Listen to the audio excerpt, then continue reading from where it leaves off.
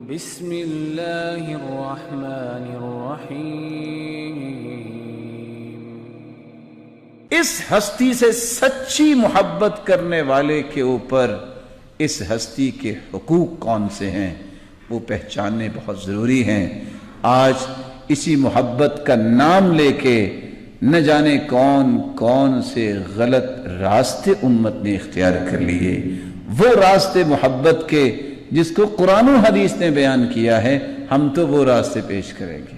قرآن نے پہلا راستہ بیان کیا ہے کہ اگر آپ کو سچی محبت ہے تو پتہ کیسے چلے گا کہ آپ کی سچی محبت ہے؟ جب آپ اس ہستی پر ایمان لائیں گے کہ یہ آخری پیغمبر ہیں، یہ سچے پیغمبر ہیں، اور اس جیسی ذات اللہ تعالیٰ نے آج تک پیدا ہی نہیں کی اور قیامت تک پیدا ہو بھی نہیں سکے گی جب تک یہ ایمان نہ ہو اور جو اللہ کے رسول دین لے کے آئے ہیں اس کی تصدیق نہ ہو تو آپ کا دعویٰ صحیح نہیں ہے۔ اسی بات کو اللہ ذو جلال نے قرآن مجید میں بیان کیا ہے۔ فَآمِنُوا بِاللَّهِ وَرَسُولِهِ وَالنُّورِ الَّذِي أَنزَلْنَا وَاللَّهُ بِمَا تَعْمَلُونَ خَبِيرٌ۔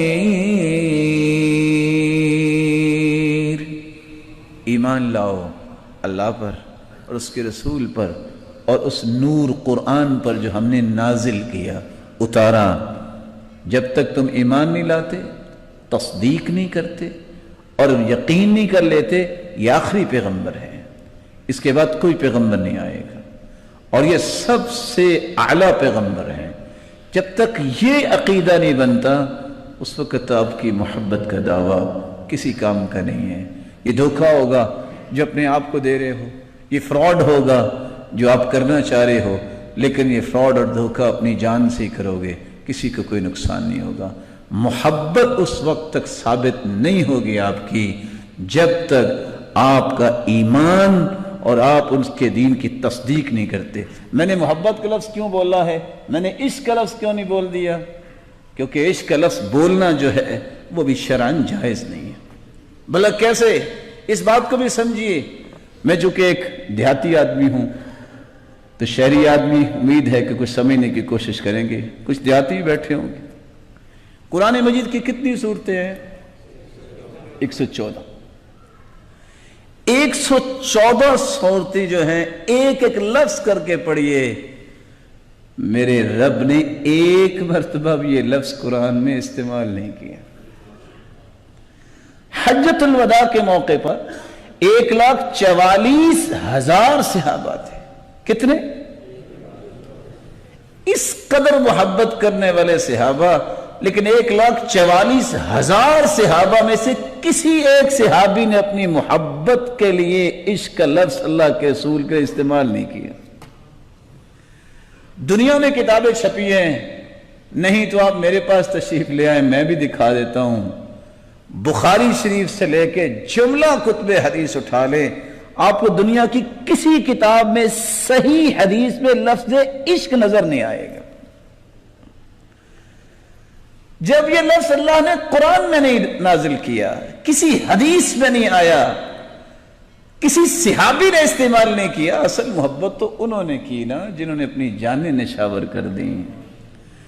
اور یہ لفظ استعمال کرنے والے جو ہیں کبھی بھی استعمال اپنے معزز رشتوں کے لیے کوئی کرنے کے لیے آج بھی تیار نہیں ہے۔ دنیا میں کوئی شخص آپ کو نظر نہیں آئے گا جو کہے کہ مجھے میری والدہ گرامی سے عشق ہے۔ کہے گا کوئی؟ مجھے میری بیٹی اور بہن سے عشق ہے، کوئی ایسا کہے گا؟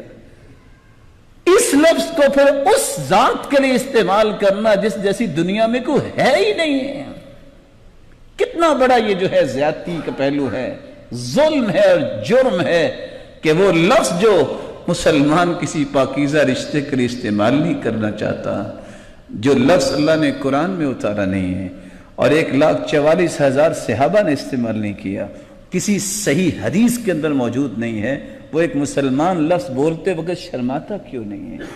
اس کو کیوں نہیں تکلیف ہوتی کہ میں کیا کر رہا ہوں؟ اس لیے تو عبداللہ بن عباس رضی اللہ تعالیٰ عنہ جب وہ میدان عرفات میں تھے تو دیکھا کہ ایک شخص چوزا بنا ہوا ہے. پوچھا اس کو کیا بھی؟ کالفرخ المنتوق، کہتے ہیں عاشق امرأہ، اس کو ایک عورت سے عشق ہو گیا. تو اسی وقت وہ دعا کرنے لگے، یا اللہ زندگی میں اللہم انی اعوذ بک من العشق، اللہ زندگی میں عشق سے بچائی رکھنا. اللہ ذو الجلال سے آپ بھی دعا کیا کرے ہمیں بھی اور ہماری اولادوں اور ہماری نسلوں کو بھی بچائی رکھے. تو میں پھر اپنی بات کو واپس لاتا ہوں، محبت کا سچا دعوے دار کون ہے؟ جو ایمان لاتا ہے، جو یقین کرتا ہے کہ اس جیسی ہستی دنیا میں نہیں آئی، نہ قیامت تک آ سکے گی. وہ آخری پیغمبر ہیں، اللہ نے مخلوق میں ان کو بے مثال پیدا کیا ہے. دوسرا اصول جس سے آپ کی محبت پہچانی جائے گی، اگر آپ کی زبان میں اللہ کے رسول کا تذکرہ ہی نہیں آتا، آپ اس ہستی کو یاد ہی نہیں کرتے، تو آپ کی محبت کیسی ہے؟ آپ اپنی محبت میں سچے نہیں ہیں. اور جس کے ساتھ محبت ہوتی ہے اس کا نام بار بار زبان پہ آتا ہے. حتیٰ کہ آپ دیکھیں 10 بیٹے ہوں، جس سے زیادہ پیار ہوتا ہے ماں باپ اس کا زیادہ نام لیتے ہیں. تو آپ کی محبت اس وقت سچی ثابت ہوگی کہ آپ ہر بات کریں تو آپ کی بات میں یہ چھلکتا نظر آنا چاہیے، اللہ کے رسول نے یہ فرمایا، اللہ کے رسول نے یہ کیا. آپ صلی اللہ علیہ وسلم کے سامنے یہ کیا گیا تو آپ نے یہ فرمایا. آپ کی زندگی کے لیل و نہار، صبح اور شامیں جو ہیں وہ گزرتی ہیں تو اس نام کے بغیر نہیں گزرنی چاہیے، جس طرح اللہ کے ذکر کے بغیر نہیں گزرنی چاہیے کہ آپ اٹھتے بیٹھتے یہ لوگوں کو بتاتے نظر آئیں، سنتے نظر آئیں کہ اللہ کے رسول نے ایسے کیا. یہی محبت کا اصل تقاضا ہے کہ اس کے تذکرے کے ساتھ اپنی زندگی کے پہلوؤں کو درست کیا جائے. تیسری نشانی جس سے آپ کی محبت ثابت ہوگی کہ سچی ہے، اس کا احترام. ایک احترام تھا آپ کی زندگی میں اور ایک احترام ہے اب. اس وقت کیا احترام تھا؟ کوئی صحابی اونچی آواز سے بولتا نہیں تھا ان کے سامنے، بلکہ چچا عباس رضی اللہ تعالیٰ عنہ سے کسی نے پوچھا کہ آپ بڑے ہیں کہ اللہ کے رسول بڑے ہیں؟ کہتے ہیں ہوا اکبر منی وانا ولدت قبلہ. ویسے بڑے تو وہی ہیں، میں نا پہلے ذرا پیدا ہو گیا تھا، بڑے وہی ہیں. اور دوسری روایت میں آتا ہے ہوا اسن منہ واسن منہ، وہ عمر میں تو بڑے ہیں لیکن ویسے بڑے وہی ہیں. اور اب احترام کیا ہے جو اس وقت بھی تھا؟ جب اللہ کی رسول کی بات آ جاتی حدیث تو دنیا جہان کی باتوں کو ختم کر دیتے. سیدنا ابو بکر جیسا کوئی صحابی نہیں ہے. اللہ کے رسول کے صحابی عبداللہ بن عباس کے سامنے کسی نے ابو بکر کی بات پیش کی اللہ کے رسول کی حدیث کے مقابلے میں، تو کیا کہتے ہیں؟ خشیت ان تنزل علیکم حجارۃ من السماء، مجھے ڈر آ رہا ہے کہیں تم پہ پتھروں کی بارش نہ ہو جائے. تم نبی کے مقابلے میں صحابی کی بات لاتے ہو.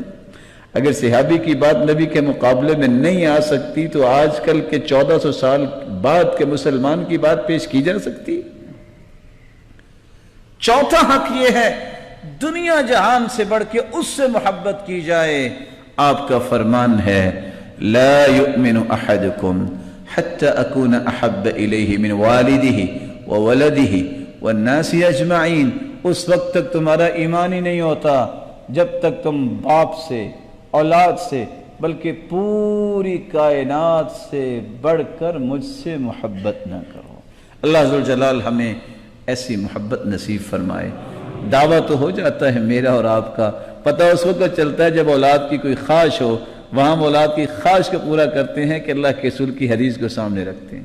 پتہ اس وقت چلتا ہے جب باپ کہتا ہے کہ چھوڑو نماز کو، دکان پہ بیٹھو.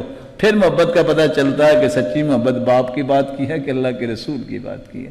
پتہ اس وقت چلتا ہے جب شادی بیاہ ہوتی ہے تو لوگ کہتے ہیں پھر کیا ہوا، چلو موسیقی ہے نا، چلو رقص ہی ہے نا. اس وقت پتہ چلتا ہے کہ دنیا کے رواجوں کے پیچھے میں چلتا ہوں کہ اللہ کے رسول کی محبت کے پیچھے میں قربانیاں دیتا ہوں. اللہ ہمیں ایسے مضبوط مسلمان بنائے. پانچویں دلیل جس سے میری اور آپ کی محبت سچی ثابت ہوگی، جب تک میں اطاعت ہی نہیں کرتا، بات ہی نہیں مانتا تو محبت کیسے ہے؟ باپ بیچارہ آج دنیا میں اگر پیاسا بیٹھا ہو، کہے بیٹا پانی لا دو، وہ کہے ابا جان میں آپ سے دور نہیں جا سکتا. وہ کہے بیٹا پانی لا دو مجھے پیاس لگے، کہ نہیں ابا جان دور نہیں جا سکتا، محبت اتنی ہے آپ سے دور نہیں جا سکتا۔ تو یہ محبت اس کی سچی ہے؟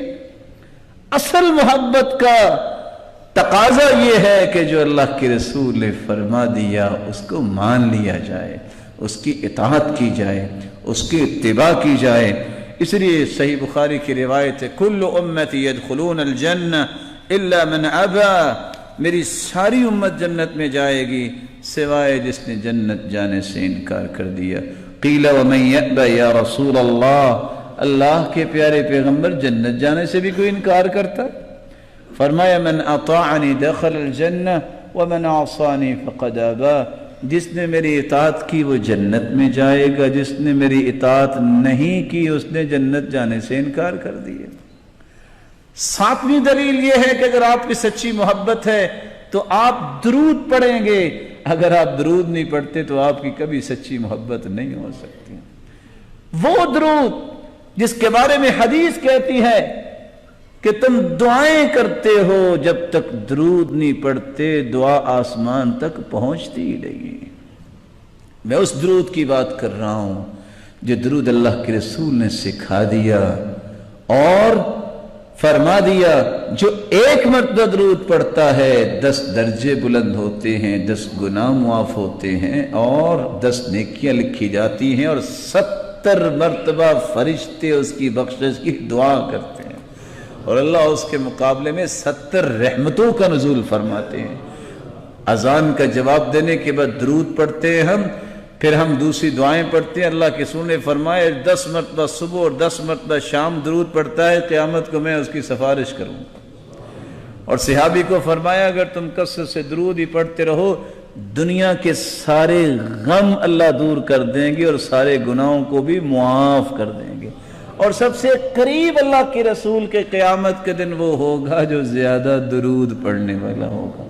اللہ ذوالجلال ان باتوں کو اپنانے کی توفیق عطا فرمائے۔ وآخر دعوانا الحمد